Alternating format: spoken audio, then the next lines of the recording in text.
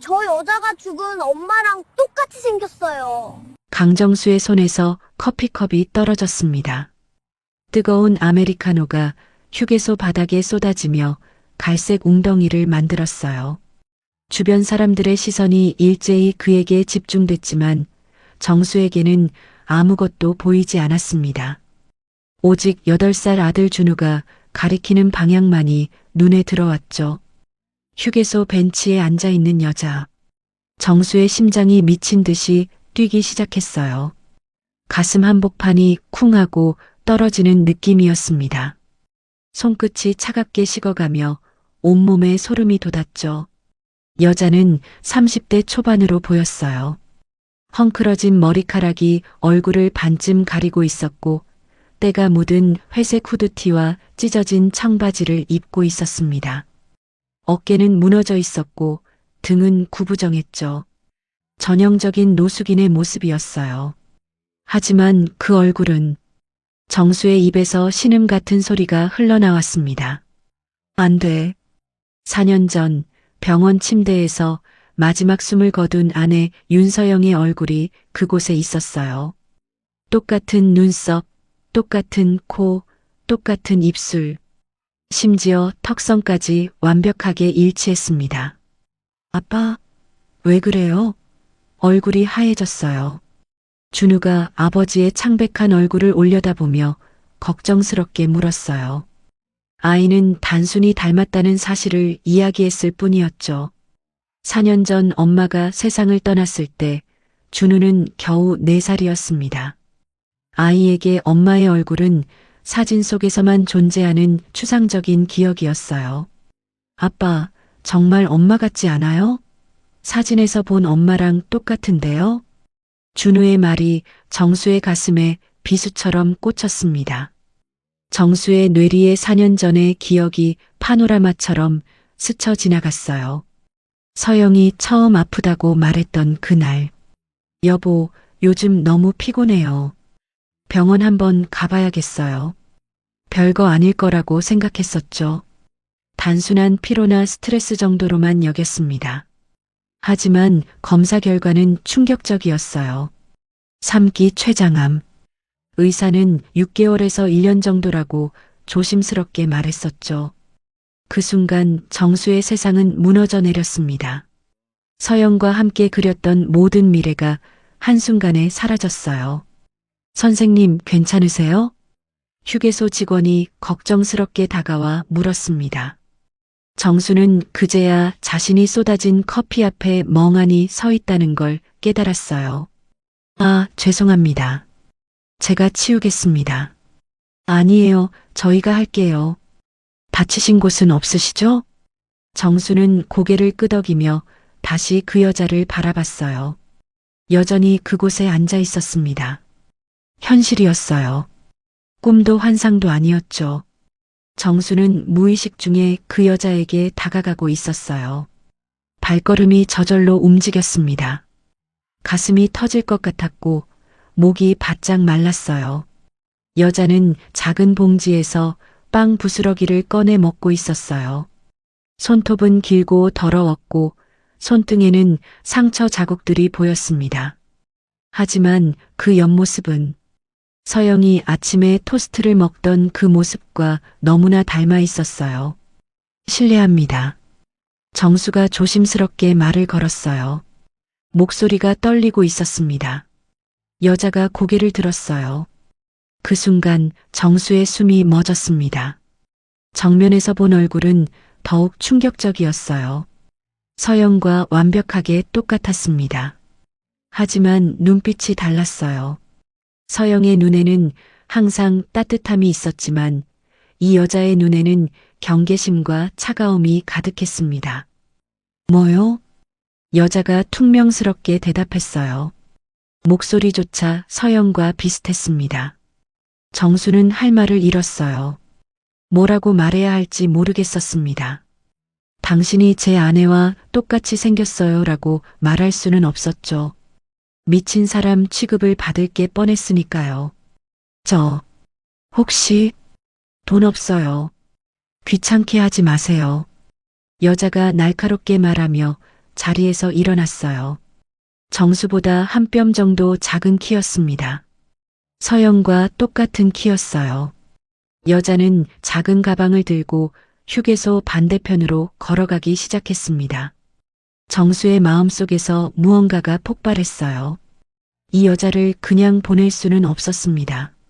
너무나 많은 의문이 머릿속을 맴돌았어요. 왜 서영과 똑같이 생겼을까? 단순한 우연일까? 아니면 다른 이유가 있을까? 잠깐만요. 정수가 소리쳤어요. 여자는 걸음을 멈추지 않았습니다. 정수는 뒤따라가면서 지갑에서 10,000원짜리 몇 장을 꺼냈어요. 이거라도 받으세요. 밥이라도 드시라고. 여자가 돌아봤어요. 돈을 보는 눈빛이 잠시 흔들렸지만 곧 다시 차가워졌습니다. 필요 없어요. 여자가 단호하게 말했어요. 왜 갑자기 저한테 돈을 주려고 하는 거죠? 무슨 꿍꿍이가 있는 거 아니에요? 정수는 당황했어요. 선의로 하는 일인데 오해를 받고 있었습니다. 그런 게 아니에요. 그냥 도와드리고 싶어서. 세상에 공짜는 없어요. 특히 당신 같은 사람들한테는요. 여자의 목소리에는 깊은 불신이 담겨 있었어요. 세상에 대한, 사람에 대한 근본적인 불신이었죠. 저 나쁜 사람 아니에요. 정말이에요. 정수가 간절하게 말했어요. 하지만 여자는 이미 등을 돌리고 있었습니다. 아빠. 멀리서 준우가 부르는 소리가 들렸어요. 아이가 화장실에서 나와 아버지를 찾고 있었습니다. 정수는 진퇴양난에 빠졌어요. 아들에게 가야 하지만 이 여자를 놓치고 싶지도 않았습니다. 결국 정수는 명함을 바닥에 떨어뜨리고 아들에게로 달려갔어요. 차 안에서 정수는 백미러로 그 여자를 지켜봤어요. 여자는 떨어진 명함을 주었습니다. 잠시 들여다보더니 주머니에 넣었어요. 그리고 휴게소를 벗어나 도로 반대편으로 사라졌습니다. 아빠, 왜 계속 저기만 봐요? 준우가 궁금해했어요. 정수는 시동을 걸면서 깊은 한숨을 내쉬었습니다. 이 일을 어떻게 설명해야 할지 모르겠었어요. 자신도 아직 믿기지 않았으니까요. 부산까지 가는 3시간 동안 정수의 머릿속에는 오직 그 여자의 얼굴만 맴돌았습니다. 서영과 똑같았지만 완전히 다른 그 눈빛이 계속 떠올랐어요. 이것이 강정수와 이수진의 운명적인 첫 만남이었습니다. 부산 해운대의 5성급 호텔에 도착한 것은 저녁 7시였어요. 정수는 체크인을 마치고 준우와 함께 스위트룸에 들어갔지만 마음은 전혀 편하지 않았습니다. 휴게소에서 본 그 여자의 얼굴이 계속 머릿속을 맴돌았어요. 아빠, 저녁 뭐 먹을까요? 준우가 침대에 폴짝 뛰어올라 물었어요. 아이는 여행의 설렘으로 들떠 있었죠. 룸서비스 시킬까?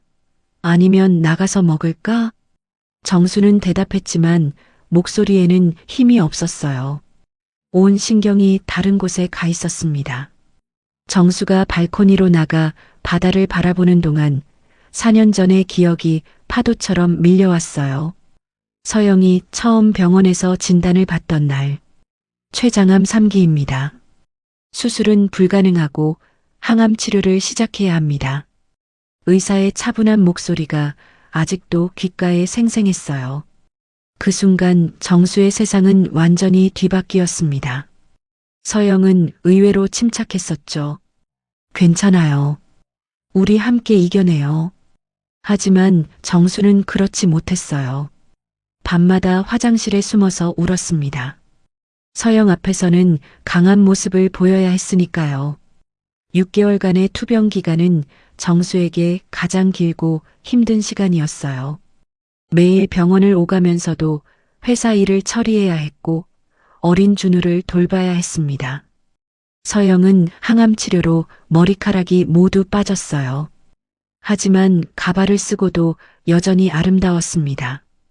특히 준우를 바라보는 눈빛은 변함없이 따뜻했어요.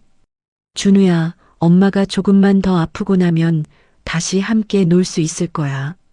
서영은 마지막 순간까지 아들에게 희망을 주려고 했어요. 정수는 그런 아내가 너무 고마웠고 동시에 미안했습니다. 서영이 세상을 떠나던 날 정수는 병실에서 밤을 새우고 있었어요. 새벽 4시쯤 서영이 조용히 눈을 떴습니다. 여보. 서영의 목소리는 바람처럼 가늘었어요. 응, 말하지 마. 힘들잖아. 준우 잘 부탁해요. 그리고 행복하게 살아요. 그것이 서영의 마지막 말이었어요. 30분 후 서영은 정수의 손을 잡은 채로 조용히 숨을 거뒀습니다. 장례식 후 몇 달 동안 정수는 완전히 넋이 나간 상태였어요. 회사 일은 부사장이 대신 처리했고 준우는 베이비시터가 돌봤습니다. 정수는 서영의 옷장을 그대로 두었어요. 향수 냄새마저 그대로 보존하려고 했죠.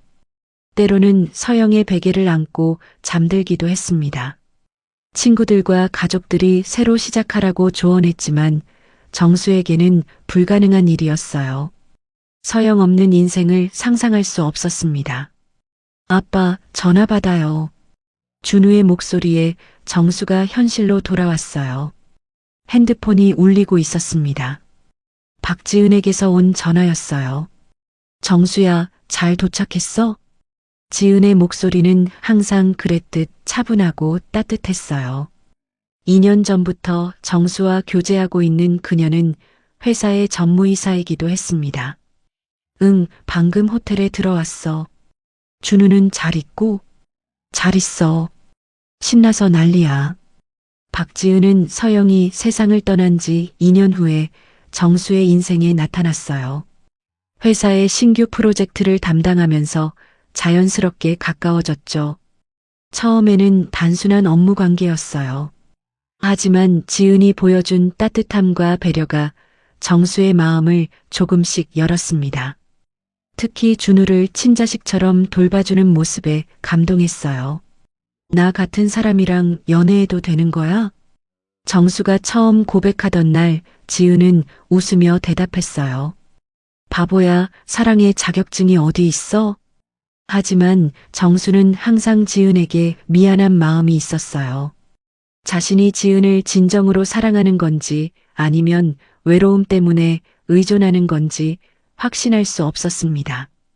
지은은 그런 정수의 마음을 알면서도 기다려줬어요. 서영의 사진이 거실에 걸려 있어도 불편해하지 않았고 준우가 엄마라고 부르지 않는 것도 자연스럽게 받아들였죠. 시간이 필요한 건 당연해. 나는 기다릴 수 있어.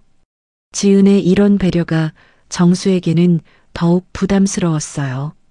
전화를 끊은 후 정수는 다시 휴게소에서 본 그 여자를 떠올렸어요. 너무나 선명한 기억이었습니다. 서영과 똑같은 얼굴, 하지만 완전히 다른 눈빛. 혹시 정수의 머릿속에 이상한 생각이 스쳤어요. 하지만 곧 고개를 저었습니다. 말도 안 되는 상상이었어요. 서영에게 형제자매는 없었어요. 외동딸이라고 장인어른이 여러 번 말씀하셨죠. 그냥 우연히 닮은 사람이겠지, 라고 스스로를 달랬습니다. 아빠, 오늘 그 아줌마 왜 엄마랑 똑같이 생겼을까요? 준우가 룸서비스 음식을 먹으며 물었어요. 아이는 여전히 그 일을 궁금해하고 있었습니다. 그냥 우연이야. 세상에는 비슷하게 생긴 사람들이 있거든. 정수는 대충 대답했지만 마음속으로는 같은 의문을 품고 있었어요. 정말 우연일까? 아니면 다른 이유가 있을까? 그날 밤 정수는 잠들 수 없었어요. 옆 침대에서 준우는 깊게 잠들어 있었지만 정수의 머릿속은 복잡했습니다. 창밖으로 부산 바다가 보였어요. 달빛이 바다 위에 반짝이고 있었죠. 서영과 신혼여행으로 부산에 왔던 기억이 떠올랐습니다. 여보, 바다가 정말 예쁘다. 나중에 준우 낳으면 가족여행으로 또 와야겠어. 서영이 정수의 팔짱을 끼며 말했던 모습이 생생했어요. 새벽 3시가 넘어서야 정수는 결심을 굳혔어요. 서울로 돌아가면 그 여자를 다시 찾아봐야겠다고 생각했습니다. 이유를 알 수 없는 강한 끌림이 있었어요. 단순한 호기심을 넘어선 무언가였죠. 마치 운명이 자신을 그 여자에게 이끌고 있는 것 같았습니다. 정수는 핸드폰을 들고 신뢰하는 사립탐정 김 실장에게 문자를 보냈어요. 내일 오후에 만날 수 있을까요? 급한 일이 있습니다. 몇 분 후 답장이 왔습니다. 물론입니다. 어떤 일이신가요? 정수는 잠시 망설이다가 타이핑했어요. 사람을 찾아야 합니다. 자세한 건 만나서 이야기할게요. 이렇게 해서 정수의 진짜 이야기가 시작되려 하고 있었어요. 휴게소에서의 우연한 만남이 그의 인생을 완전히 바꿔놓을 거대한 수수께끼의 시작이었던 거죠. 서울로 돌아온 다음 날 오후 정수는 강남역 근처의 조용한 카페에서 김 실장을 만났어요. 김 실장은 50대 후반의 베테랑 사립탐정으로 정수가 10년 전부터 신뢰해온 사람이었습니다. 사장님, 오랜만입니다. 그런데 표정이 심상치 않으신데요? 김 실장이 아메리카노를 한 모금 마시며 물었어요. 날카로운 관찰력은 여전했습니다. 정수는 핸드폰을 꺼내 휴게소에서 몰래 찍은 사진을 보여줬어요. 화질이 좋지 않았지만 수진의 옆모습이 어렴풋이 보였습니다. 이 사람을 찾아주세요. 김 실장이 사진을 자세히 들여다봤어요. 눈썹이 살짝 올라갔습니다. 혹시 사모님과 관련이? 그게 바로 문제예요. 너무 닮았어서 소름이 돋을 정도입니다. 김 실장은 작은 수첩을 꺼내 메모하기 시작했어요. 안성 휴게소에서 목격하신 거군요. 시간대는 어제 오후 2시경이었어요. 벤치에 앉아서 빵을 먹고 있었고 옷차림으로 봐서는 노숙인으로 보였습니다. 연령대는 30대 초반 정도. 김 실장이 펜을 멈추고 정수를 바라봤어요. 사장님, 실례가 안 된다면 왜 이분을 찾으시려는 건가요? 단순한 호기심은 아닌 것 같은데요. 정수는 잠시 망설였어요. 자신도 정확한 이유를 모르겠었으니까요. 저도 잘 모르겠어요. 그냥 알아야 할 것 같은 느낌이 들어서요. 이틀 후 김 실장에게서 첫 번째 연락이 왔어요. 사장님, 몇 가지 알아낸 게 있습니다. 안성 지역 사회복지기관들을 탐문해 봤는데 그 여성과 비슷한 인물을 본 적이 있다는 증언이 있어요. 정수는 급하게 김 실장의 사무실로 향했습니다. 가는 길에 가슴이 두근거렸어요. 뭔가 중요한 진실에 가까워지고 있다는 느낌이 들었거든요. 안성시 사회복지관의 이선영 상담사가 증언했습니다. 한 달 전쯤 그 여성이 상담을 받으러 온 적이 있대요. 김 실장이 파일을 펼치며 설명했어요. 상담 내용은 개인정보라서 자세히 알려주지 않았지만 한 가지 확실한 건 이름이 이수진이라는 점입니다. 그리고 더 흥미로운 건 이수진 씨가 20년 넘게 각종 사회복지기관의 도움을 받았다는 기록이 있다는 점이에요. 김 실장의 말에 정수의 눈빛이 예리해졌어요. 20년이면 어릴 때부터였다는 뜻인가요? 그렇습니다. 가장 오래된 기록은 서울 은평구의 한 아동보호기관이에요. 1995년 당시 7살로 기록되어 있습니다. 정수는 빠르게 계산해 봤어요. 1995년이면 수진이 7살, 그렇다면 지금 35살쯤 되는 거였어요. 서영보다 3살 많았습니다. 그런데 특이한 점이 있어요.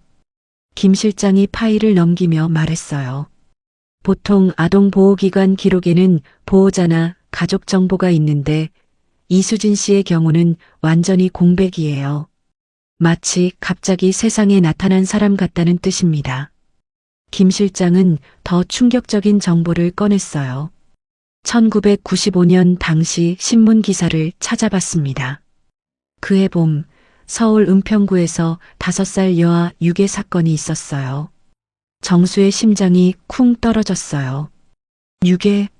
네, 당시 큰 이슈가 됐던 사건입니다. 신원불명의 5살 여아가 놀이터에서 실종됐어요. 하지만 놀랍게도 2년 후 그 아이가 스스로 경찰서에 나타났다고 되어 있습니다. 당시 아이는 자신의 이름도 기억하지 못해서 보호시설에서 수진이라고 불러주기 시작했고 그게 지금의 이름이 된 거죠. 김 실장이 오래된 신문 스크랩을 보여줬어요. 흐릿한 사진 속에는 어린 소녀의 모습이 있었어요. 경찰 조사 결과 아이는 유괴범에게서 도망쳐 나왔다고 진술했대요. 하지만 2년간의 기억은 대부분 지워져 있었고 유괴범도 끝내 잡지 못했습니다. 그런데 사장님, 여기서 더 놀라운 사실이 있어요. 김 실장의 목소리가 낮아졌어요. 이 유괴 사건이 일어난 곳이 바로 은평구 응암동입니다. 사모님 윤서영 씨가 어릴 때 살던 동네와 정확히 같아요. 정수는 숨이 막히는 느낌이었어요. 모든 퍼즐 조각들이 맞춰지기 시작했습니다. 같은 동네에서 같은 시기에. 그럼 혹시 둘이 알던 사이였을까요? 더 놀라운 건 유괴 당시 이수진이 실종된 놀이터가 김 실장이 잠시 멈췄어요. 윤서영 씨 집에서 불과 200m 떨어진 곳입니다. 같은 놀이터를 이용했을 가능성이 높아요. 정수의 머릿속이 복잡해졌어요. 서영의 어린 시절 이야기를 떠올려 봤습니다. 서영은 항상 외로웠다고 말했어요. 외동딸이라서 심심했어라고 자주 말하곤 했죠. 그런데 혹시 김 실장님 1995년 당시 응암동에 살던 윤서영 씨 가족 정보도 조사해 주세요. 이미 예상하고 조사해뒀습니다. 김 실장이 또 다른 파일을 꺼냈어요. 윤서영 씨 가족은 1995년 당시 응암동 123번지에 거주했습니다. 아버지 윤종석, 어머니 박영애, 그리고 딸 윤서영. 그럼 이수진이 실종된 곳과 불과 500m 떨어진 거리예요. 정수는 머리를 감쌌어요. 너무 많은 우연이 겹쳐져 있었습니다. 같은 동네, 비슷한 나이, 그리고 무엇보다 똑같은 얼굴. 이 모든 게 우연일 리가 없었어요. 김 실장님 혹시 서영이와 수진이 자매일 가능성은 없을까요? 김 실장도 같은 생각을 하고 있었던 것 같았어요. 그 가능성을 염두에 두고 더 조사해 봤습니다. 하지만 윤서영 씨 가족의 공식 기록상으로는 자녀가 윤서영 한 명뿐이에요. 공식 기록상으로는요? 네, 출생신고, 주민등록, 가족관계 증명서, 모든 곳에 윤서영 씨만 등재되어 있습니다. 정수는 갑자기 서늘한 느낌이 들었어요. 혹시 장인어른이 뭔가 숨기고 있는 건 아닐까? 서영의 부모님은 항상 서영을 소중한 외동딸이라고 불렀어요. 하지만 만약 쌍둥이가 있었다면? 김 실장님, 윤서영 씨 부모님과 직접 만날 필요가 있겠어요. 사장님, 그건 신중하게 하셔야 할 것 같은데요. 혹시라도 오해를 받으시면. 괜찮아요. 진실을 알아야겠어요. 정수의 목소리에는 결연한 의지가 담겨 있었어요. 그런데 먼저 이수진 씨부터 다시 만나봐야 하지 않을까요? 김 실장이 제안했어요. 안성 지역을 중심으로 수소문해 본 결과 주로 고속도로 휴게소나 터미널 근처에서 목격됩니다.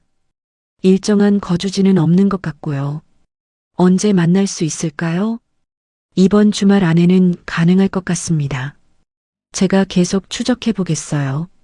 정수는 고개를 끄덕였어요. 가슴이 두근거렸습니다. 수진과 다시 만나면 뭘 말해야 할까? 어떻게 접근해야 할까? 그날 저녁 집에 돌아온 정수는 준우와 함께 저녁을 먹었어요. 지은은 야근이라서 집에 없었습니다. 아빠, 그 아줌마 다시 만날 거예요? 준우가 갑자기 물었어요. 어떤 아줌마? 휴게소에서 본 엄마 닮은 아줌마요. 아이의 순수한 질문에 정수는 잠시 말을 잃었어요. 왜? 다시 만나고 싶어? 네. 정말 엄마랑 똑같이 생겼잖아요. 신기해요. 준우의 눈이 반짝였어요. 아이에게는 단순한 호기심이었지만 정수에게는 더 복잡한 감정이었습니다. 그날 밤 정수는 서영의 사진을 오래 들여다봤어요. 거실벽에 걸린 결혼사진 속 서영은 환하게 웃고 있었습니다. 여보, 혹시 너한테 자매가 있었던 거야? 왜 말해주지 않았어? 정수는 사진 속 서영에게 속삭였어요. 물론 대답은 없었지만 왠지 서영도 이 상황을 지켜보고 있는 것만 같았습니다. 핸드폰을 들고 지은에게 전화를 걸까 하다가 그만뒀어요. 아직 확실하지 않은 상황에서 괜한 걱정을 끼치고 싶지 않았거든요. 내일 장인어른 댁에 가봐야겠어. 정수는 마음을 굳혔어요. 진실이 무엇이든 더 이상 미룰 수는 없었습니다. 수진이라는 여자의 정체를 반드시 밝혀내야 했어요. 밤하늘의 별들이 유난히 밝게 빛나고 있었습니다. 마치 정수의 앞길을 비춰주려는 것처럼요. 다음 날 오후 정수는 서울 노원구에 있는 장인어른 댁을 찾았어요. 30년 넘게 살고 있는 낡은 아파트였지만 서영의 추억이 가득한 곳이었습니다. 엘리베이터에서 내려 현관문 앞에 서니 가슴이 두근거렸어요. 초인종을 누르자 장모님 박영애 씨가 문을 열었어요. 어머, 정수야. 갑자기 웬일이니? 어머니, 안녕하세요. 갑자기 찾아와서 죄송해요. 박영애 씨는 60대 후반이었지만 여전히 정정했어요. 서영을 많이 닮은 얼굴이었죠. 하지만 오늘 정수에게는 그 얼굴이 다르게 보였습니다. 혹시 숨기고 있는 무언가가 있을까 하는 의심의 눈으로 바라보게 됐거든요. 아버님은 계세요? 응, 거실에서 TV 보고 있어. 들어와. 거실로 들어서자 장인어른 윤종석 씨가 반갑게 맞아주었어요. 사위가 웬일이야? 준우는 안 왔어? 오늘은 혼자 왔어요. 아버님, 어머님께 여쭤볼 게 있어서요. 정수의 진지한 표정에 두 분의 얼굴도 굳어졌어요. 뭔가 심각한 이야기가 있다는 걸 직감하셨나 봐요. 뭔 일인데 그리 심각하니? 장인어른이 TV 볼륨을 낮추며 물었어요. 정수는 핸드폰을 꺼내 휴게소에서 찍은 수진의 사진을 보여드렸습니다. 비록 화질이 좋지 않았지만 옆모습이 어렴풋이 보였어요. 이분을 아세요? 장모님이 사진을 보자마자 손으로 입을 막았어요. 얼굴이 순식간에 창백해졌습니다. 어머. 장인어른도 사진을 자세히 들여다보더니 안경을 벗었다 다시 썼어요. 손이 미세하게 떨리고 있었습니다. 정수야, 이 사진을 어디서 찍은 거니? 안성 휴게소에서 우연히 만났어요. 준우가 서영이와 똑같이 생겼다고 해서 봤더니 정수는 말을 멈췄어요. 두 분의 반응이 예상보다 훨씬 강했거든요. 단순히 닮은 사람을 본 정도의 반응이 아니었어요. 혹시 아세요? 이분을? 장인어른과 장모님이 서로를 바라봤어요. 30년 넘게 함께 산 부부만의 무언의 소통이었죠. 마침내 장인어른이 깊은 한숨을 내쉬며 입을 열었습니다. 정수야, 앉아라. 정수는 소파에 앉았어요. 두 분의 표정이 너무 심각해서 가슴이 조여왔습니다. 사실은 서영이한테 자매가 있었어. 정수의 머리가 하얗게 변하는 느낌이었어요. 예상은 했지만 직접 듣게 되니 충격이 컸습니다. 쌍둥이였어. 서영이와 미영이. 장모님이 떨리는 목소리로 말씀하셨어요. 눈가에 눈물이 맺히기 시작했습니다. 서영이와 미영이는 정말 똑같이 생겼었거든. 구분하기 어려울 정도로. 장모님이 과거를 회상하며 말씀하셨어요. 성격은 정반대였어. 서영이는 조용하고 차분했는데 미영이는 활발하고 장난꾸러기였지. 둘이 함께 있으면 집안이 떠나갈 듯 시끄러웠거든. 정수는 서영의 어린 시절 이야기를 들으며 상상해 봤어요. 두 명의 서영이 뛰어다니는 모습을 말이에요.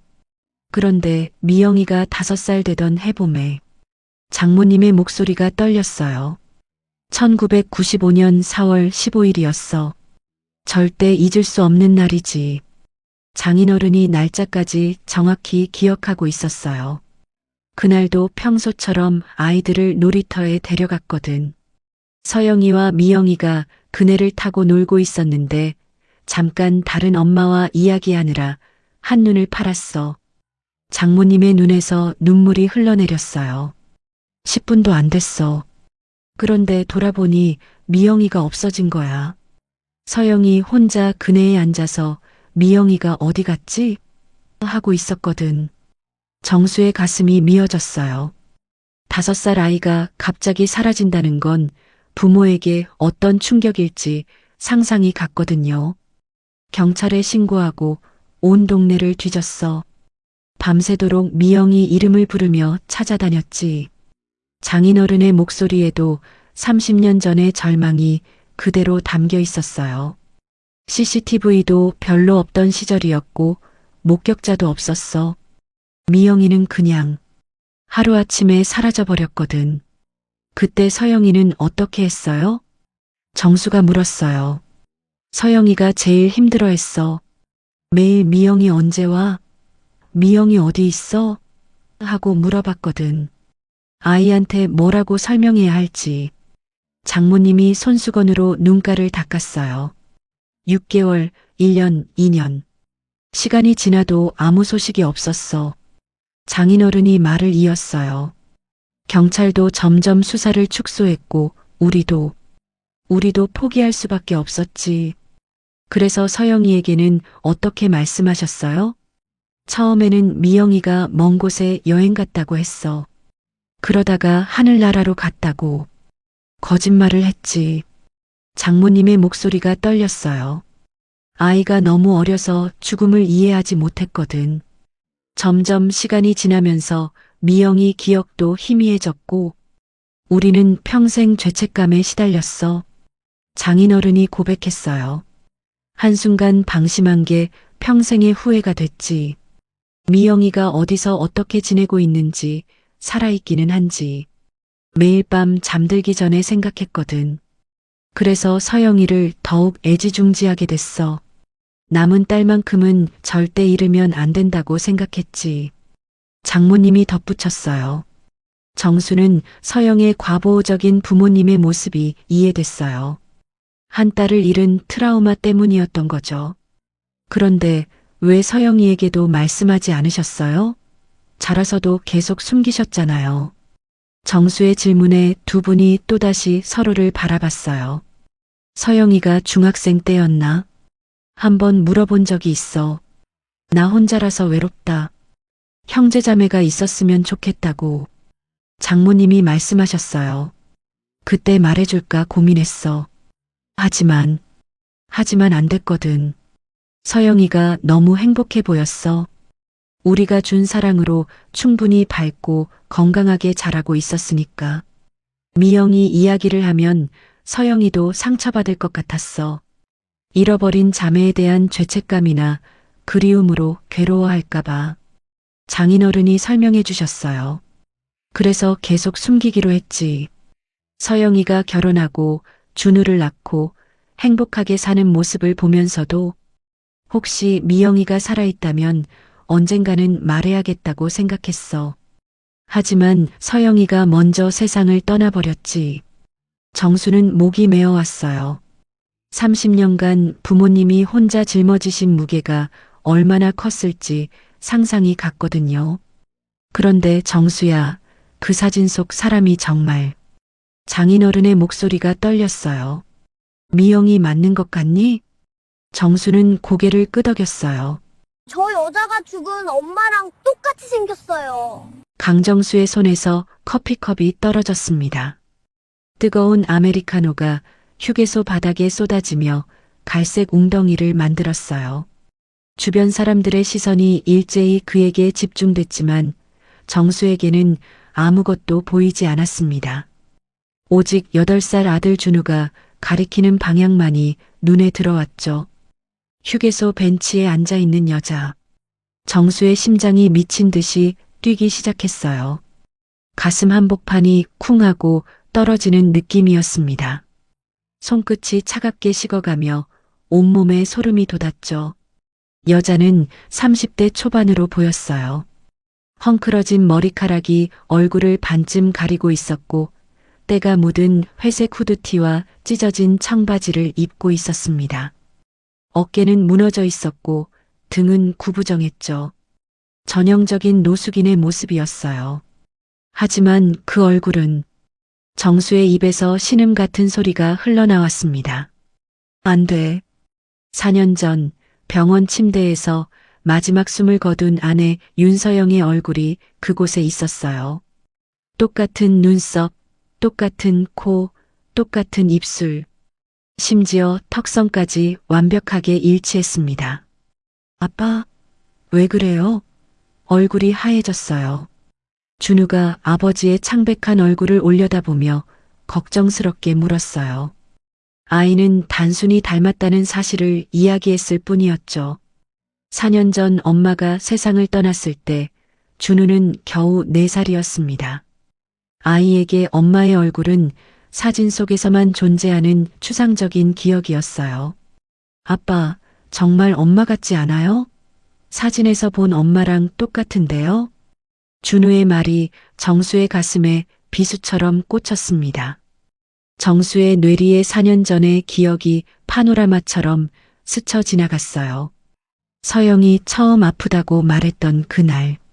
여보, 요즘 너무 피곤해요. 병원 한번 가봐야겠어요. 별거 아닐 거라고 생각했었죠. 단순한 피로나 스트레스 정도로만 여겼습니다. 하지만 검사 결과는 충격적이었어요. 3기 췌장암. 의사는 6개월에서 1년 정도라고 조심스럽게 말했었죠. 그 순간 정수의 세상은 무너져 내렸습니다. 서영과 함께 그렸던 모든 미래가 한순간에 사라졌어요. 선생님, 괜찮으세요? 휴게소 직원이 걱정스럽게 다가와 물었습니다. 정수는 그제야 자신이 쏟아진 커피 앞에 멍하니 서 있다는 걸 깨달았어요. 아, 죄송합니다. 제가 치우겠습니다. 아니에요, 저희가 할게요. 다치신 곳은 없으시죠? 정수는 고개를 끄덕이며 다시 그 여자를 바라봤어요. 여전히 그곳에 앉아 있었습니다. 현실이었어요. 꿈도 환상도 아니었죠. 정수는 무의식 중에 그 여자에게 다가가고 있었어요. 발걸음이 저절로 움직였습니다. 가슴이 터질 것 같았고 목이 바짝 말랐어요. 여자는 작은 봉지에서 빵 부스러기를 꺼내 먹고 있었어요. 손톱은 길고 더러웠고 손등에는 상처 자국들이 보였습니다. 하지만 그 옆모습은 서영이 아침에 토스트를 먹던 그 모습과 너무나 닮아 있었어요. 실례합니다. 정수가 조심스럽게 말을 걸었어요. 목소리가 떨리고 있었습니다. 여자가 고개를 들었어요. 그 순간 정수의 숨이 멎었습니다. 정면에서 본 얼굴은 더욱 충격적이었어요. 서영과 완벽하게 똑같았습니다. 하지만 눈빛이 달랐어요. 서영의 눈에는 항상 따뜻함이 있었지만 이 여자의 눈에는 경계심과 차가움이 가득했습니다. 뭐요? 여자가 퉁명스럽게 대답했어요. 목소리조차 서영과 비슷했습니다. 정수는 할 말을 잃었어요. 뭐라고 말해야 할지 모르겠었습니다. 당신이 제 아내와 똑같이 생겼어요 라고 말할 수는 없었죠. 미친 사람 취급을 받을 게 뻔했으니까요. 혹시 돈 없어요. 귀찮게 하지 마세요. 여자가 날카롭게 말하며 자리에서 일어났어요. 정수보다 한 뼘 정도 작은 키였습니다. 서영과 똑같은 키였어요. 여자는 작은 가방을 들고 휴게소 반대편으로 걸어가기 시작했습니다. 정수의 마음속에서 무언가가 폭발했어요. 이 여자를 그냥 보낼 수는 없었습니다. 너무나 많은 의문이 머릿속을 맴돌았어요. 왜 서영과 똑같이 생겼을까? 단순한 우연일까? 아니면 다른 이유가 있을까? 잠깐만요. 정수가 소리쳤어요. 여자는 걸음을 멈추지 않았습니다. 정수는 뒤따라가면서 지갑에서 10,000원짜리 몇 장을 꺼냈어요. 이거라도 받으세요. 밥이라도 드시라고. 여자가 돌아봤어요. 돈을 보는 눈빛이 잠시 흔들렸지만 곧 다시 차가워졌습니다. 필요 없어요. 여자가 단호하게 말했어요. 왜 갑자기 저한테 돈을 주려고 하는 거죠? 무슨 꿍꿍이가 있는 거 아니에요? 정수는 당황했어요. 선의로 하는 일인데 오해를 받고 있었습니다. 그런 게 아니에요. 그냥 도와드리고 싶어서. 세상에 공짜는 없어요. 특히 당신 같은 사람들한테는요. 여자의 목소리에는 깊은 불신이 담겨 있었어요. 세상에 대한, 사람에 대한 근본적인 불신이었죠. 저 나쁜 사람 아니에요. 정말이에요. 정수가 간절하게 말했어요. 하지만 여자는 이미 등을 돌리고 있었습니다. 아빠. 멀리서 준우가 부르는 소리가 들렸어요. 아이가 화장실에서 나와 아버지를 찾고 있었습니다. 정수는 진퇴양난에 빠졌어요. 아들에게 가야 하지만 이 여자를 놓치고 싶지도 않았습니다. 결국 정수는 명함을 바닥에 떨어뜨리고 아들에게로 달려갔어요. 차 안에서 정수는 백미러로 그 여자를 지켜봤어요. 여자는 떨어진 명함을 주었습니다. 잠시 들여다보더니 주머니에 넣었어요. 그리고 휴게소를 벗어나 도로 반대편으로 사라졌습니다. 아빠, 왜 계속 저기만 봐요? 준우가 궁금해했어요. 정수는 시동을 걸면서 깊은 한숨을 내쉬었습니다. 이 일을 어떻게 설명해야 할지 모르겠었어요. 자신도 아직 믿기지 않았으니까요. 부산까지 가는 3시간 동안 정수의 머릿속에는 오직 그 여자의 얼굴만 맴돌았습니다. 서영과 똑같았지만 완전히 다른 그 눈빛이 계속 떠올랐어요. 이것이 강정수와 이수진의 운명적인 첫 만남이었습니다. 부산 해운대의 5성급 호텔에 도착한 것은 저녁 7시였어요. 정수는 체크인을 마치고 준우와 함께 스위트룸에 들어갔지만 마음은 전혀 편하지 않았습니다. 휴게소에서 본 그 여자의 얼굴이 계속 머릿속을 맴돌았어요. 아빠, 저녁 뭐 먹을까요? 준우가 침대에 폴짝 뛰어올라 물었어요. 아이는 여행의 설렘으로 들떠 있었죠. 룸서비스 시킬까? 아니면 나가서 먹을까? 정수는 대답했지만 목소리에는 힘이 없었어요. 온 신경이 다른 곳에 가 있었습니다. 정수가 발코니로 나가 바다를 바라보는 동안 4년 전의 기억이 파도처럼 밀려왔어요. 서영이 처음 병원에서 진단을 받던 날. 췌장암 3기입니다. 수술은 불가능하고 항암 치료를 시작해야 합니다. 의사의 차분한 목소리가 아직도 귓가에 생생했어요. 그 순간 정수의 세상은 완전히 뒤바뀌었습니다. 서영은 의외로 침착했었죠. 괜찮아요. 우리 함께 이겨내요. 하지만 정수는 그렇지 못했어요. 밤마다 화장실에 숨어서 울었습니다. 서영 앞에서는 강한 모습을 보여야 했으니까요. 6개월간의 투병 기간은 정수에게 가장 길고 힘든 시간이었어요. 매일 병원을 오가면서도 회사 일을 처리해야 했고 어린 준우를 돌봐야 했습니다. 서영은 항암 치료로 머리카락이 모두 빠졌어요. 하지만 가발을 쓰고도 여전히 아름다웠습니다. 특히 준우를 바라보는 눈빛은 변함없이 따뜻했어요. 준우야, 엄마가 조금만 더 아프고 나면 다시 함께 놀 수 있을 거야. 서영은 마지막 순간까지 아들에게 희망을 주려고 했어요. 정수는 그런 아내가 너무 고마웠고 동시에 미안했습니다.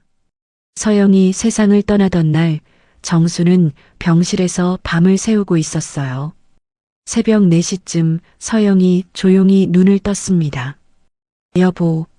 서영의 목소리는 바람처럼 가늘었어요. 응, 말하지 마. 힘들잖아. 준우 잘 부탁해요. 그리고 행복하게 살아요. 그것이 서영의 마지막 말이었어요. 30분 후 서영은 정수의 손을 잡은 채로 조용히 숨을 거뒀습니다. 장례식 후 몇 달 동안 정수는 완전히 넋이 나간 상태였어요. 회사 일은 부사장이 대신 처리했고 준우는 베이비시터가 돌봤습니다. 정수는 서영의 옷장을 그대로 두었어요. 향수 냄새마저 그대로 보존하려고 했죠. 때로는 서영의 베개를 안고 잠들기도 했습니다. 친구들과 가족들이 새로 시작하라고 조언했지만 정수에게는 불가능한 일이었어요. 서영 없는 인생을 상상할 수 없었습니다. 아빠, 전화 받아요. 준우의 목소리에 정수가 현실로 돌아왔어요. 핸드폰이 울리고 있었습니다. 박지은에게서 온 전화였어요. 정수야, 잘 도착했어? 지은의 목소리는 항상 그랬듯 차분하고 따뜻했어요. 2년 전부터 정수와 교제하고 있는 그녀는 회사의 전무이사이기도 했습니다. 응, 방금 호텔에 들어왔어. 준우는 잘 있고? 잘 있어. 신나서 난리야. 박지은은 서영이 세상을 떠난 지 2년 후에 정수의 인생에 나타났어요. 회사의 신규 프로젝트를 담당하면서 자연스럽게 가까워졌죠. 처음에는 단순한 업무 관계였어요. 하지만 지은이 보여준 따뜻함과 배려가 정수의 마음을 조금씩 열었습니다. 특히 준우를 친자식처럼 돌봐주는 모습에 감동했어요. 나 같은 사람이랑 연애해도 되는 거야? 정수가 처음 고백하던 날 지은은 웃으며 대답했어요. 바보야, 사랑의 자격증이 어디 있어? 하지만 정수는 항상 지은에게 미안한 마음이 있었어요. 자신이 지은을 진정으로 사랑하는 건지 아니면 외로움 때문에 의존하는 건지 확신할 수 없었습니다. 지은은 그런 정수의 마음을 알면서도 기다려줬어요. 서영의 사진이 거실에 걸려 있어도 불편해하지 않았고 준우가 엄마라고 부르지 않는 것도 자연스럽게 받아들였죠. 시간이 필요한 건 당연해. 나는 기다릴 수 있어. 지은의 이런 배려가 정수에게는 더욱 부담스러웠어요. 전화를 끊은 후 정수는 다시 휴게소에서 본 그 여자를 떠올렸어요. 너무나 선명한 기억이었습니다. 서영과 똑같은 얼굴, 하지만 완전히 다른 눈빛. 혹시 정수의 머릿속에 이상한 생각이 스쳤어요. 하지만 곧 고개를 저었습니다. 말도 안 되는 상상이었어요. 서영에게 형제자매는 없었어요. 외동딸이라고 장인어른이 여러 번 말씀하셨죠. 그냥 우연히 닮은 사람이겠지, 라고 스스로를 달랬습니다. 아빠, 오늘 그 아줌마 왜 엄마랑 똑같이 생겼을까요? 준우가 룸서비스 음식을 먹으며 물었어요. 아이는 여전히 그 일을 궁금해하고 있었습니다.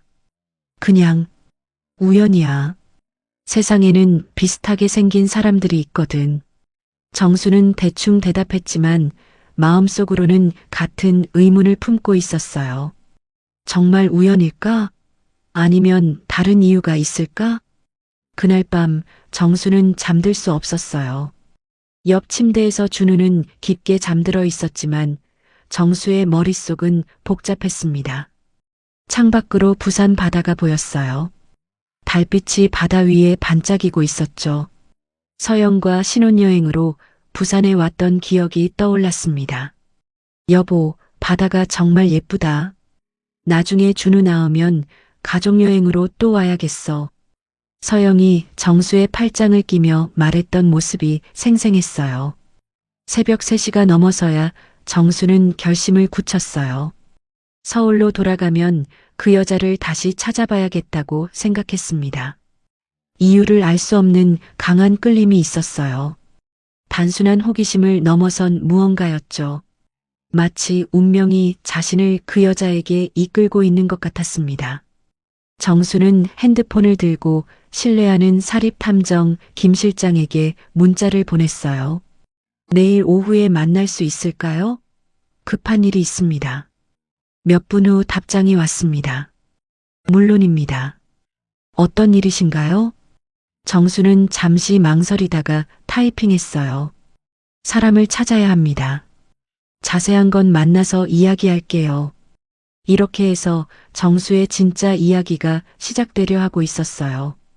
휴게소에서의 우연한 만남이 그의 인생을 완전히 바꿔놓을 거대한 수수께끼의 시작이었던 거죠. 서울로 돌아온 다음 날 오후 정수는 강남역 근처의 조용한 카페에서 김 실장을 만났어요.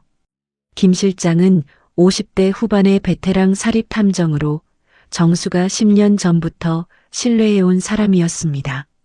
사장님, 오랜만입니다. 그런데 표정이 심상치 않으신데요?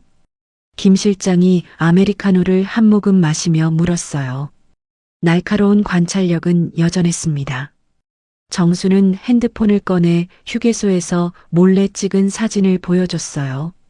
화질이 좋지 않았지만 수진의 옆모습이 어렴풋이 보였습니다. 이 사람을 찾아주세요. 김 실장이 사진을 자세히 들여다봤어요. 눈썹이 살짝 올라갔습니다. 혹시 사모님과 관련이? 그게 바로 문제예요. 너무 닮았어서 소름이 돋을 정도입니다. 김 실장은 작은 수첩을 꺼내 메모하기 시작했어요. 안성 휴게소에서 목격하신 거군요. 시간대는 어제 오후 2시경이었어요. 벤치에 앉아서 빵을 먹고 있었고 옷차림으로 봐서는 노숙인으로 보였습니다. 연령대는 30대 초반 정도. 김 실장이 펜을 멈추고 정수를 바라봤어요. 사장님, 실례가 안 된다면 왜 이분을 찾으시려는 건가요? 단순한 호기심은 아닌 것 같은데요. 정수는 잠시 망설였어요. 자신도 정확한 이유를 모르겠었으니까요. 저도 잘 모르겠어요. 그냥 알아야 할 것 같은 느낌이 들어서요. 이틀 후 김 실장에게서 첫 번째 연락이 왔어요. 사장님, 몇 가지 알아낸 게 있습니다. 안성 지역 사회복지기관들을 탐문해 봤는데 그 여성과 비슷한 인물을 본 적이 있다는 증언이 있어요. 정수는 급하게 김 실장의 사무실로 향했습니다. 가는 길에 가슴이 두근거렸어요. 뭔가 중요한 진실에 가까워지고 있다는 느낌이 들었거든요. 안성시 사회복지관의 이선영 상담사가 증언했습니다. 한 달 전쯤 그 여성이 상담을 받으러 온 적이 있대요. 김 실장이 파일을 펼치며 설명했어요. 상담 내용은 개인정보라서 자세히 알려주지 않았지만 한 가지 확실한 건 이름이 이수진이라는 점입니다. 그리고 더 흥미로운 건 이수진 씨가 20년 넘게 각종 사회복지기관의 도움을 받았다는 기록이 있다는 점이에요. 김 실장의 말에 정수의 눈빛이 예리해졌어요. 20년이면 어릴 때부터였다는 뜻인가요? 그렇습니다. 가장 오래된 기록은 서울 은평구의 한 아동보호기관이에요. 1995년 당시 7살로 기록되어 있습니다. 정수는 빠르게 계산해 봤어요. 1995년이면 수진이 7살, 그렇다면 지금 35살쯤 되는 거였어요. 서영보다 3살 많았습니다. 그런데 특이한 점이 있어요. 김 실장이 파일을 넘기며 말했어요. 보통 아동보호기관 기록에는 보호자나 가족 정보가 있는데 이수진 씨의 경우는 완전히 공백이에요.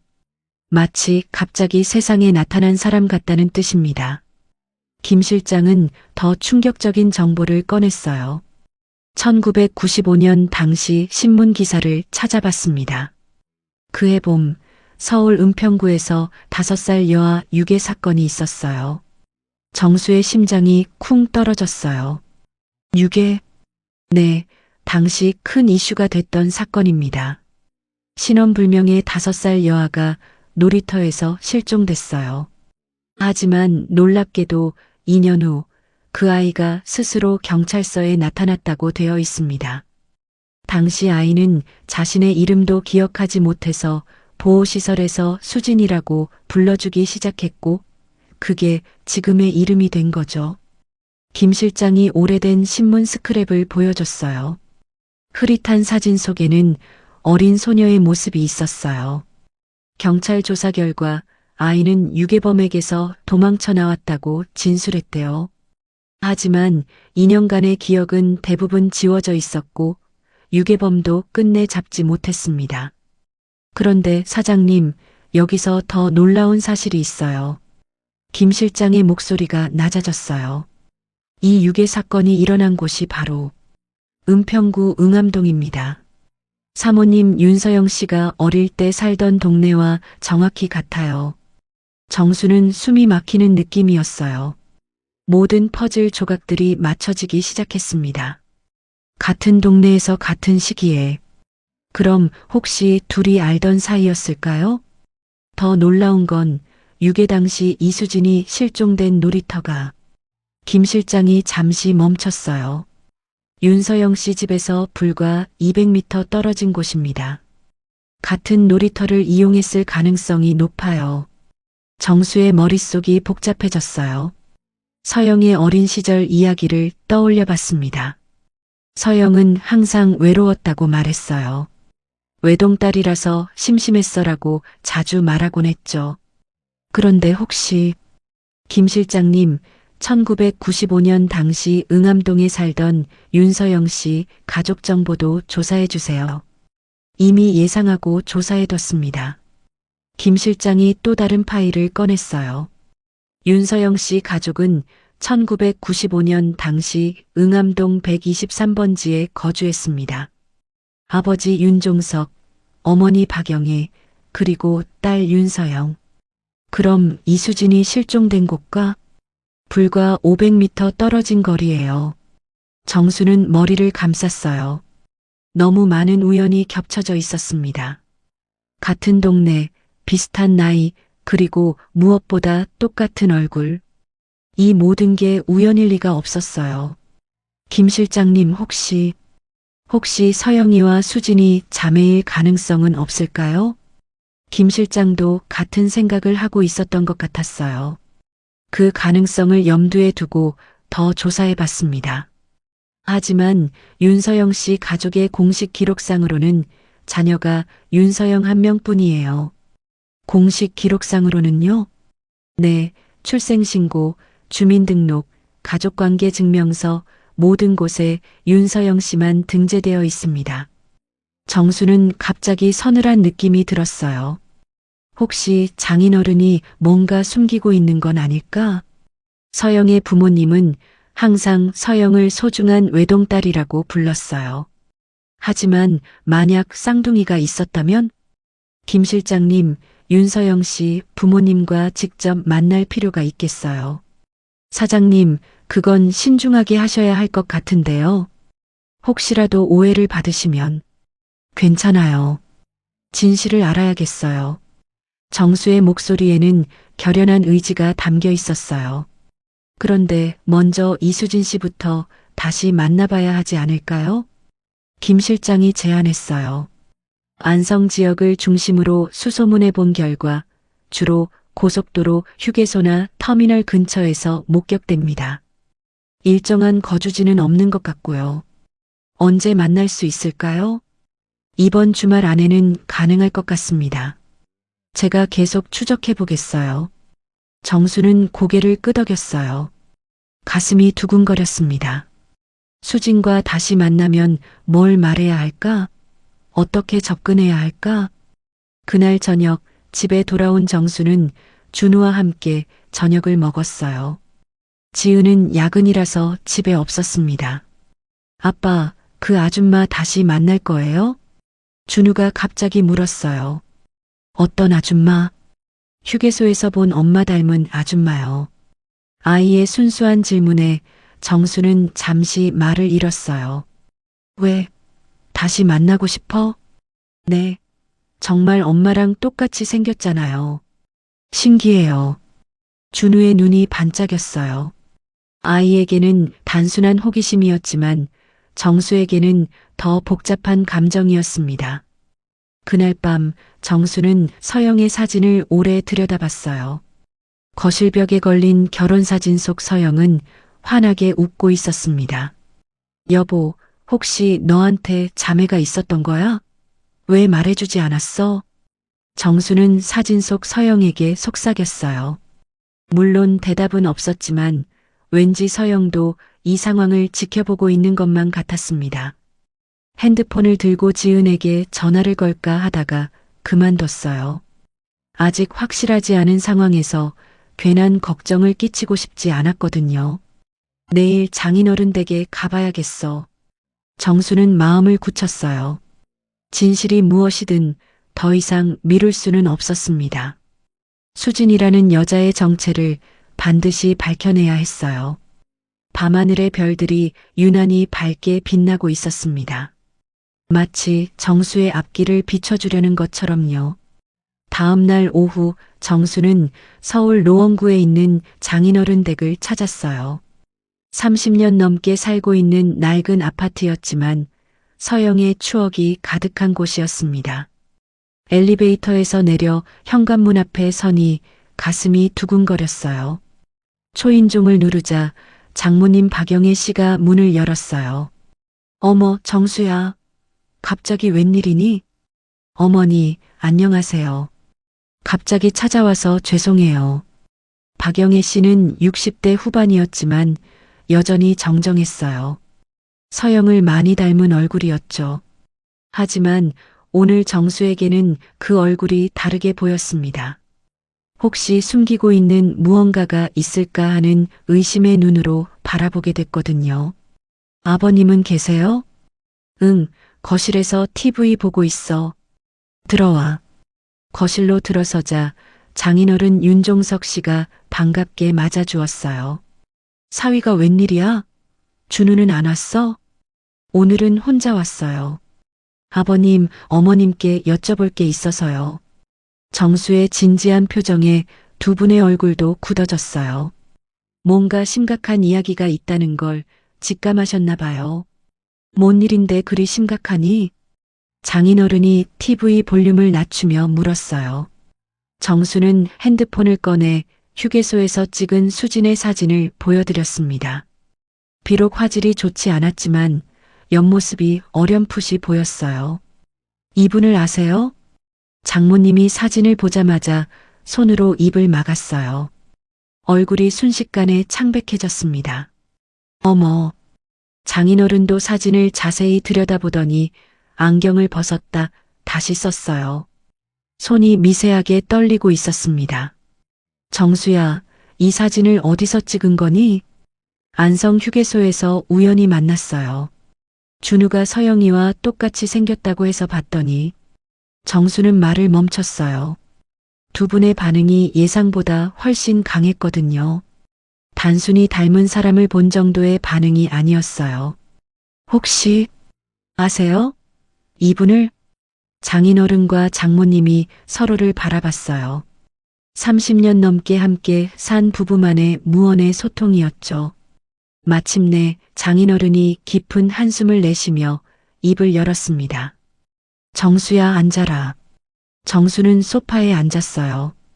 두 분의 표정이 너무 심각해서 가슴이 조여왔습니다. 사실은 서영이한테 자매가 있었어. 정수의 머리가 하얗게 변하는 느낌이었어요. 예상은 했지만 직접 듣게 되니 충격이 컸습니다. 쌍둥이였어. 서영이와 미영이.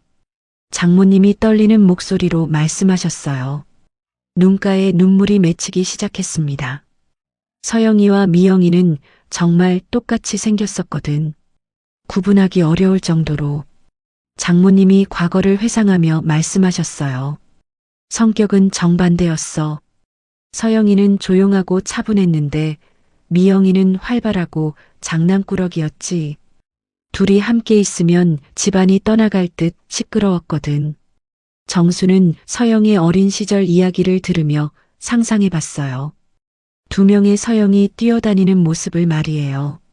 그런데 미영이가 5살 되던 해봄에 장모님의 목소리가 떨렸어요. 1995년 4월 15일이었어. 절대 잊을 수 없는 날이지. 장인어른이 날짜까지 정확히 기억하고 있었어요. 그날도 평소처럼 아이들을 놀이터에 데려갔거든. 서영이와 미영이가 그네를 타고 놀고 있었는데 잠깐 다른 엄마와 이야기하느라 한눈을 팔았어. 장모님의 눈에서 눈물이 흘러내렸어요. 10분도 안 됐어. 그런데 돌아보니 미영이가 없어진 거야. 서영이 혼자 그네에 앉아서 미영이가 어디 갔지? 하고 있었거든. 정수의 가슴이 미어졌어요. 5살 아이가 갑자기 사라진다는 건 부모에게 어떤 충격일지 상상이 갔거든요. 경찰에 신고하고 온 동네를 뒤졌어. 밤새도록 미영이 이름을 부르며 찾아다녔지. 장인어른의 목소리에도 30년 전의 절망이 그대로 담겨 있었어요. CCTV도 별로 없던 시절이었고 목격자도 없었어. 미영이는 그냥 하루아침에 사라져버렸거든. 그때 서영이는 어떻게 했어요? 정수가 물었어요. 서영이가 제일 힘들어했어. 매일 미영이 언제 와? 미영이 어디 있어? 하고 물어봤거든. 아이한테 뭐라고 설명해야 할지. 장모님이 손수건으로 눈가를 닦았어요.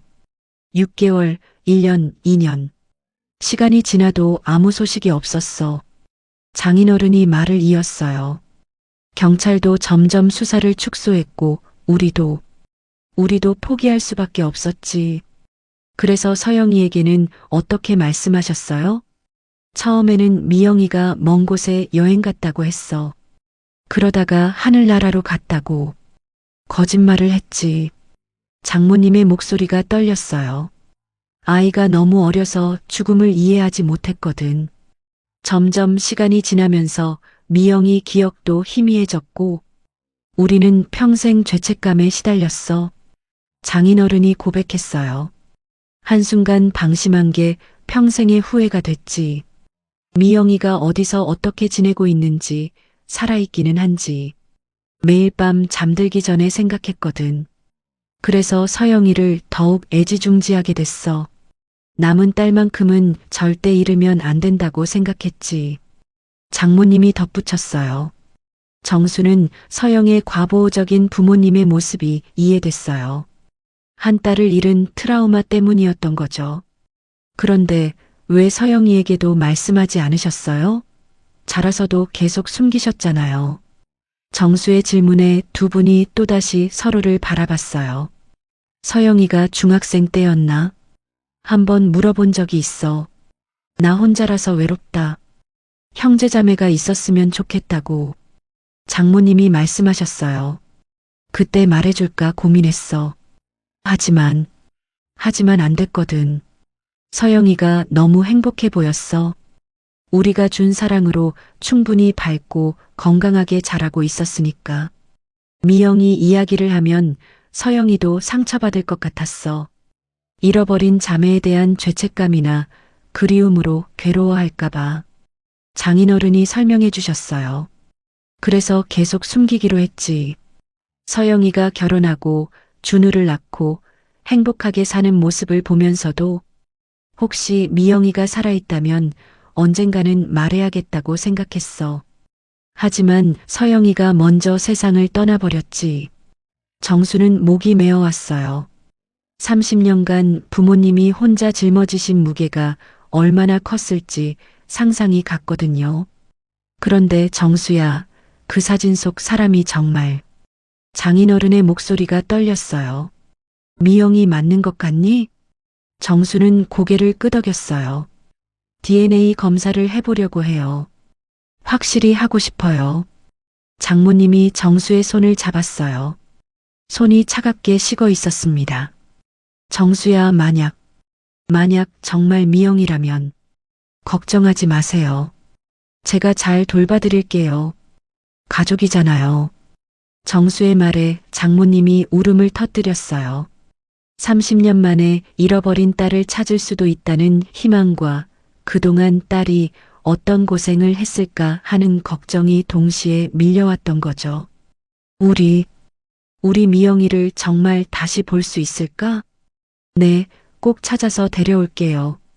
이제 혼자가 아니에요. 정수는 장인어른과 장모님을 꼭 안아드렸어요. 이 순간 그들은 단순히 사위와 장인, 장모가 아니었습니다. 30년 전 잃어버린 가족을 함께 찾아가는 동반자였어요. 거실벽에 걸린 서영의 어린 시절 사진이 유난히 밝게 보였어요. 그 옆자리에 있어야 했을 또 다른 아이의 자리가 이제야 보이는 것 같았습니다. 30년간 숨겨졌던 진실이 드디어 세상에 나왔어요. 이제 정말로 미영이를 찾아 집으로 데려올 시간이었습니다. 장인어른 댁을 나온 후 김 실장에게 전화가 왔어요. 사장님, 이수진 씨를 찾았어요. 내일 당장 만날 수 있을까요? 벌써 찾으셨다고요? 어떻게? 다음 날 아침 정수는 일찍 일어나 준비를 했어요. 거울 속 자신의 모습을 보니 눈 밑에 다크서클이 짙게 패여 있었습니다. 밤새 잠을 제대로 이루지 못했거든요. 뭐라고 말해야 할까? 당신이 제 아내의 쌍둥이 자매예요라고 바로 말할 수는 없었어요. 너무 갑작스러우니까요. 핸드폰을 들고 박지은에게 전화를 걸었어요. 오늘 중요한 일이 있어서 회사에 늦을 것 같아. 무슨 일인데? 어제부터 이상하던데. 지은의 목소리에 걱정이 묻어났어요. 하지만 아직은 말할 수 없었습니다. 곧 설명해 줄게. 조금만 기다려줘. 김 실장이 조사한 결과 수지는 서울역 근처의 쪽방촌에서 지내고 있었어요. 월 30만 원짜리 작은 방이었는데 화장실도 공용이었죠. 정수가 그 골목에 도착했을 때 가슴이 답답해 왔어요. 서영의 자매가 이런 곳에서 살고 있었다니. 죄책감이 밀려왔습니다. 저기 계세요. 김 실장이 가리킨 곳을 보니 수진이 작은 상자에 앉아 라면을 먹고 있었어요. 며칠 전 휴게소에서 본 것보다 더 초라해 보였습니다. 정수는 천천히 다가갔어요. 발걸음 소리에 수진이 고개를 들었죠. 당신. 수진이 정수를 알아봤어요. 경계하는 눈빛이었습니다. 안녕하세요. 휴게소에서 뵀던. 기억해요. 그런데 왜 여기까지 찾아왔어요? 스토킹하는 거예요? 수진의 목소리는 차갑고 날카로웠어요. 세상에 대한 불신이 가득 담겨 있었죠. 그런 게 아니에요. 정말 중요한 이야기가 있어서요. 정수는 주머니에서 봉투를 꺼냈어요. 10만 원이 들어 있었습니다. 일단 이거라도 받으세요. 따뜻한 곳에서 식사하시라고요. 수진이 봉투를 흘끔 보더니 고개를 저었어요. 공짜는 없어요. 뭘 원하는 거죠? 정수는 깊이 숨을 들이마셨어요. 이제 말해야 할 때였습니다. 혹시 어릴 때 기억나는 게 있어요? 가족이나 집에 대한. 수진의 표정이 굳어졌어요. 과거 이야기는 그녀에게 금기였거든요. 왜 그런 걸 물어봐요? 관계없는 사람이. 관계 있어요. 아주 깊은 관계가요. 정수가 핸드폰을 꺼내 서영의 사진을 보여줬어요. 수진이 사진을 보자 얼굴이 창백해졌습니다. 이건 제 아내였어요. 4년 전에 세상을 떠났죠. 그런데 당신과 너무 닮았어요. 우연이라고 하기에는. 수진은 한동안 서영의 사진을 말없이 바라봤어요. 손이 미세하게 떨리고 있었습니다. 정말 똑같네요. 저랑. 그래서 부탁이 있어요. DNA 검사를 같이 받아주세요. DNA? 왜요? 혹시 당신과 제 아내가 자매일 가능성이 있어요. 쌍둥이일 수도 있고요. 수진이 웃음을 터뜨렸어요. 하지만 행복한 웃음이 아니었어요. 저 같은 사람이 그런 예쁜 분의 자매라고요? 말도 안 돼요. 외모는 똑같잖아요. 그것만으로도 충분히 가능성이 있어요. 수지는 고민에 빠졌어요. 평생 자신이 누구인지 모르고 살았는데 갑자기 가족이 있다고 믿기 어려웠습니다. 만약 정말 자매라면 어쩌게요? 전 이미 망가진 사람인데 망가진 게 아니에요. 힘들었을 뿐이죠. 정수의 진심 어린 말에 수진의 눈가가 촉촉해졌어요. 저는 학교도 제대로 못 나왔어요. 글자도 잘 모르고 예의범절도 몰라요. 그런 저를 가족이라고 받아줄 사람이 있을까요?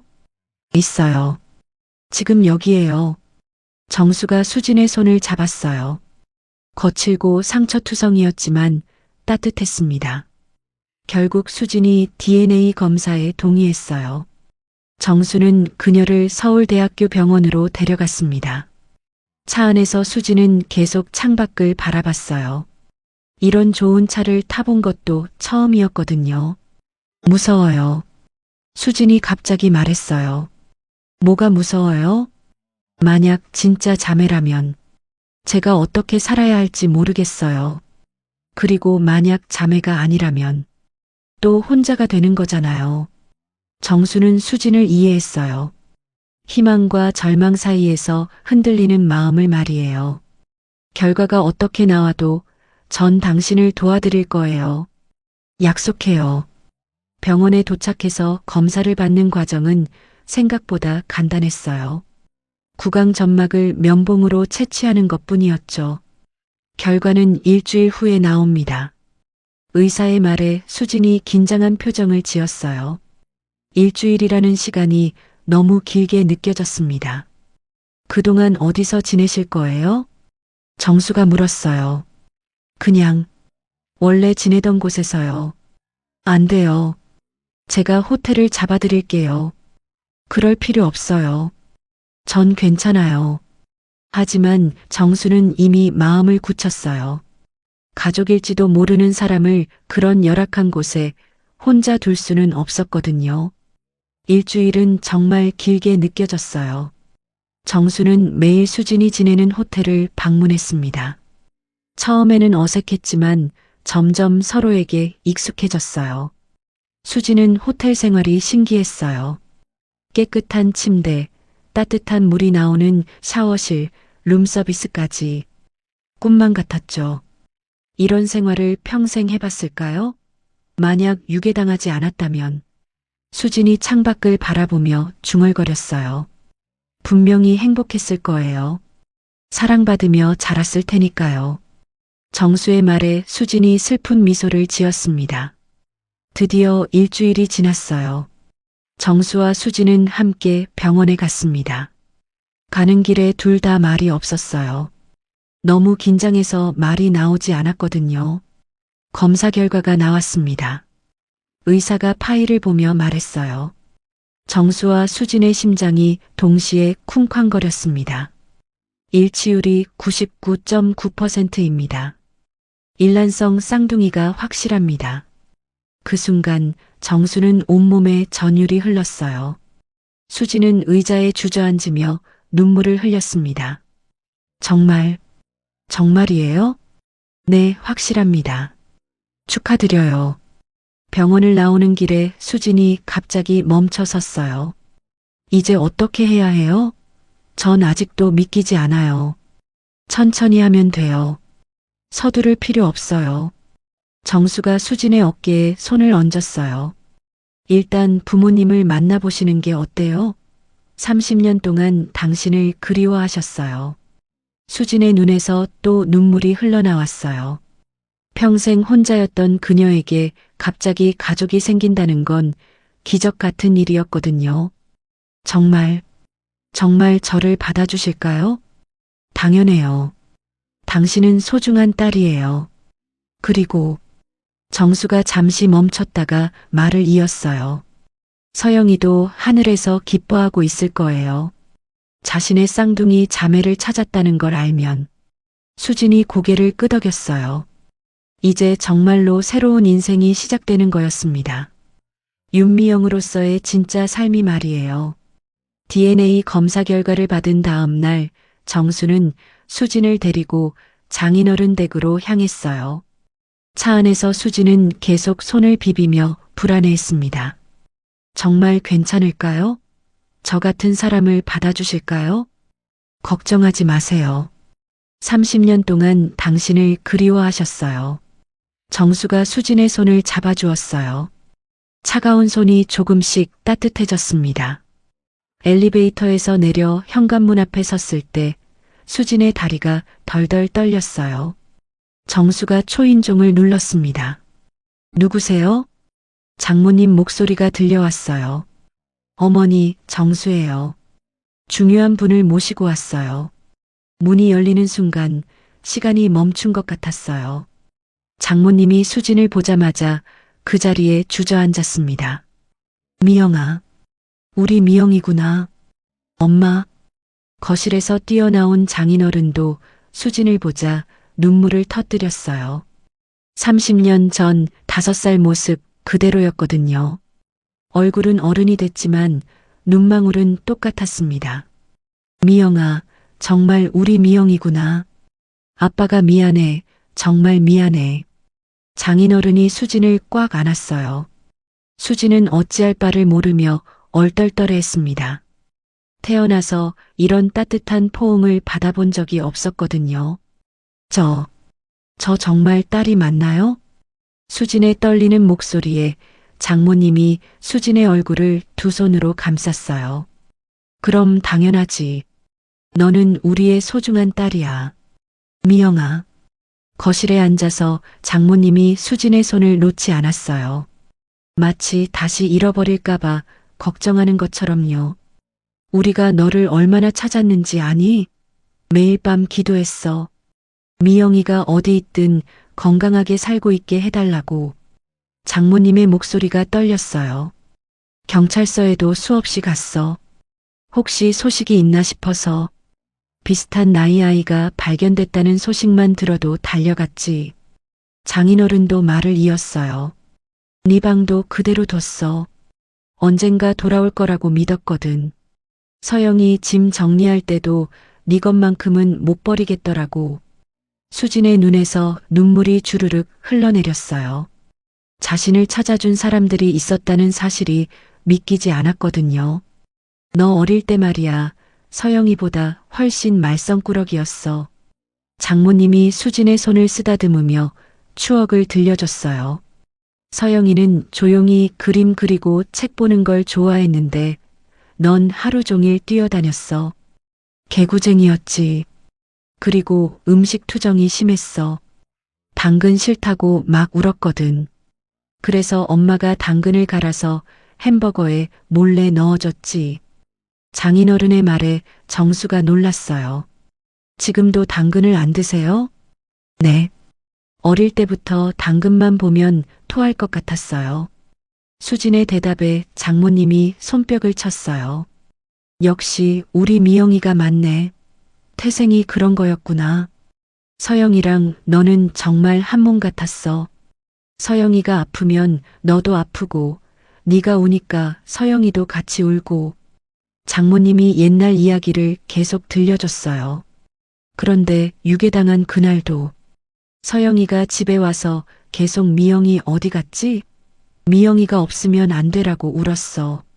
마치 자기 반쪽이 없어진 것처럼. 정수는 저 여자가 죽은 엄마랑 똑같이 생겼어요. 강정수의 손에서 커피컵이 떨어졌습니다. 뜨거운 아메리카노가 휴게소 바닥에 쏟아지며 갈색 웅덩이를 만들었어요. 주변 사람들의 시선이 일제히 그에게 집중됐지만 정수에게는 아무것도 보이지 않았습니다. 오직 8살 아들 준우가 가리키는 방향만이 눈에 들어왔죠. 휴게소 벤치에 앉아있는 여자. 정수의 심장이 미친 듯이 뛰기 시작했어요. 가슴 한복판이 쿵 하고 떨어지는 느낌이었습니다. 손끝이 차갑게 식어가며 온몸에 소름이 돋았죠. 여자는 30대 초반으로 보였어요. 헝클어진 머리카락이 얼굴을 반쯤 가리고 있었고 때가 묻은 회색 후드티와 찢어진 청바지를 입고 있었습니다. 어깨는 무너져 있었고 등은 구부정했죠. 전형적인 노숙인의 모습이었어요. 하지만 그 얼굴은 정수의 입에서 신음 같은 소리가 흘러나왔습니다. 안 돼. 4년 전 병원 침대에서 마지막 숨을 거둔 아내 윤서영의 얼굴이 그곳에 있었어요.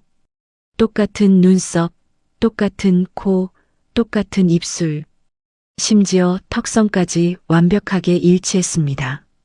아빠, 왜 그래요? 얼굴이 하얘졌어요. 준우가 아버지의 창백한 얼굴을 올려다보며 걱정스럽게 물었어요.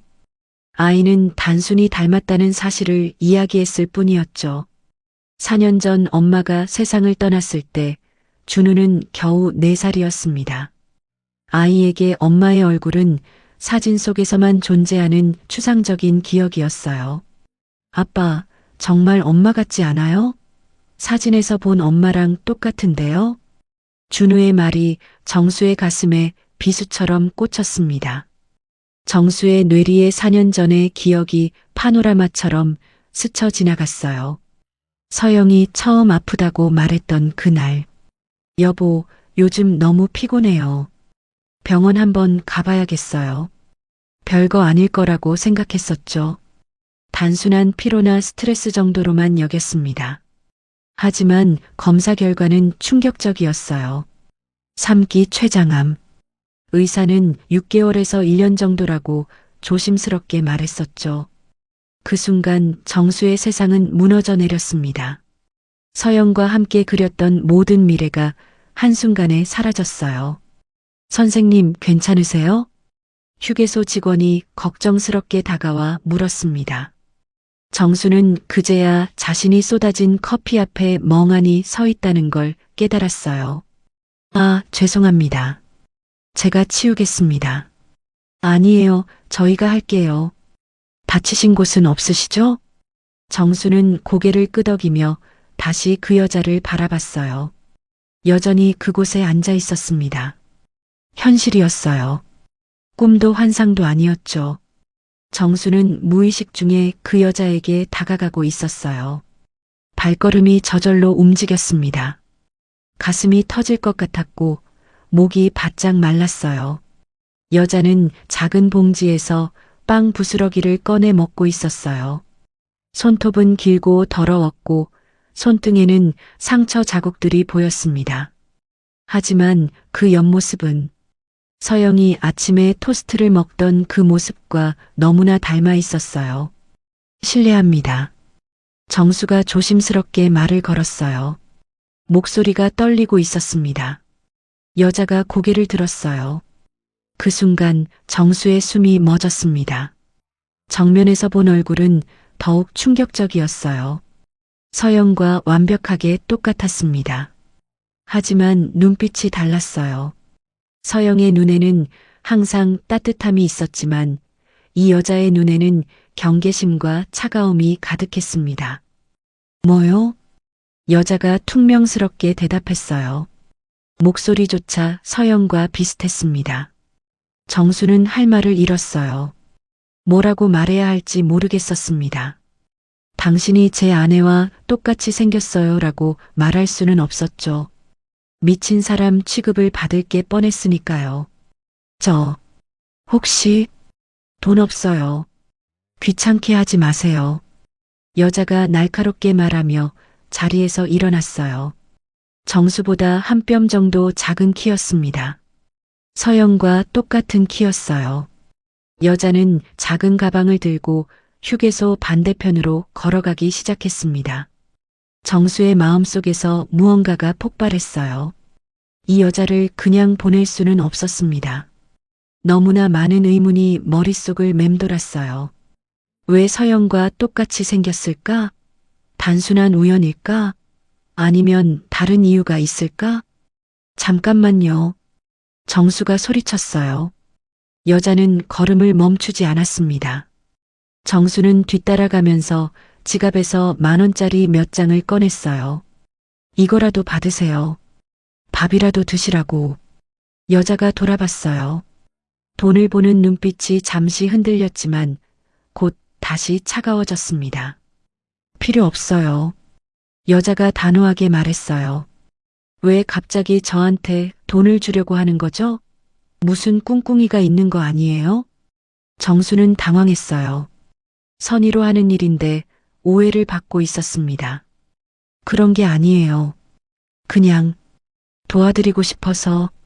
세상에 공짜는 없어요. 특히 당신 같은 사람들한테는요. 여자의 목소리에는 깊은 불신이 담겨 있었어요. 세상에 대한, 사람에 대한 근본적인 불신이었죠. 저 나쁜 사람 아니에요. 정말이에요. 정수가 간절하게 말했어요. 하지만 여자는 이미 등을 돌리고 있었습니다. 아빠. 멀리서 준우가 부르는 소리가 들렸어요. 아이가 화장실에서 나와 아버지를 찾고 있었습니다. 정수는 진퇴양난에 빠졌어요. 아들에게 가야 하지만 이 여자를 놓치고 싶지도 않았습니다. 결국 정수는 명함을 바닥에 떨어뜨리고 아들에게로 달려갔어요. 차 안에서 정수는 백미러로 그 여자를 지켜봤어요. 여자는 떨어진 명함을 주었습니다. 잠시 들여다보더니 주머니에 넣었어요. 그리고 휴게소를 벗어나 도로 반대편으로 사라졌습니다. 아빠, 왜 계속 저기만 봐요? 준우가 궁금해했어요. 정수는 시동을 걸면서 깊은 한숨을 내쉬었습니다. 이 일을 어떻게 설명해야 할지 모르겠었어요. 자신도 아직 믿기지 않았으니까요. 부산까지 가는 3시간 동안 정수의 머릿속에는 오직 그 여자의 얼굴만 맴돌았습니다. 서영과 똑같았지만 완전히 다른 그 눈빛이 계속 떠올랐어요. 이것이 강정수와 이수진의 운명적인 첫 만남이었습니다. 부산 해운대의 5성급 호텔에 도착한 것은 저녁 7시였어요. 정수는 체크인을 마치고 준우와 함께 스위트룸에 들어갔지만 마음은 전혀 편하지 않았습니다. 휴게소에서 본 그 여자의 얼굴이 계속 머릿속을 맴돌았어요. 아빠, 저녁 뭐 먹을까요? 준우가 침대에 폴짝 뛰어올라 물었어요. 아이는 여행의 설렘으로 들떠 있었죠. 룸서비스 시킬까? 아니면 나가서 먹을까? 정수는 대답했지만 목소리에는 힘이 없었어요. 온 신경이 다른 곳에 가 있었습니다. 정수가 발코니로 나가 바다를 바라보는 동안 4년 전의 기억이 파도처럼 밀려왔어요. 서영이 처음 병원에서 진단을 받던 날. 췌장암 3기입니다. 수술은 불가능하고 항암 치료를 시작해야 합니다. 의사의 차분한 목소리가 아직도 귓가에 생생했어요. 그 순간 정수의 세상은 완전히 뒤바뀌었습니다. 서영은 의외로 침착했었죠. 괜찮아요. 우리 함께 이겨내요. 하지만 정수는 그렇지 못했어요. 밤마다 화장실에 숨어서 울었습니다. 서영 앞에서는 강한 모습을 보여야 했으니까요. 6개월간의 투병 기간은 정수에게 가장 길고 힘든 시간이었어요. 매일 병원을 오가면서도 회사 일을 처리해야 했고 어린 준우를 돌봐야 했습니다. 서영은 항암 치료로 머리카락이 모두 빠졌어요. 하지만 가발을 쓰고도 여전히 아름다웠습니다. 특히 준우를 바라보는 눈빛은 변함없이 따뜻했어요. 준우야, 엄마가 조금만 더 아프고 나면 다시 함께 놀 수 있을 거야. 서영은 마지막 순간까지 아들에게 희망을 주려고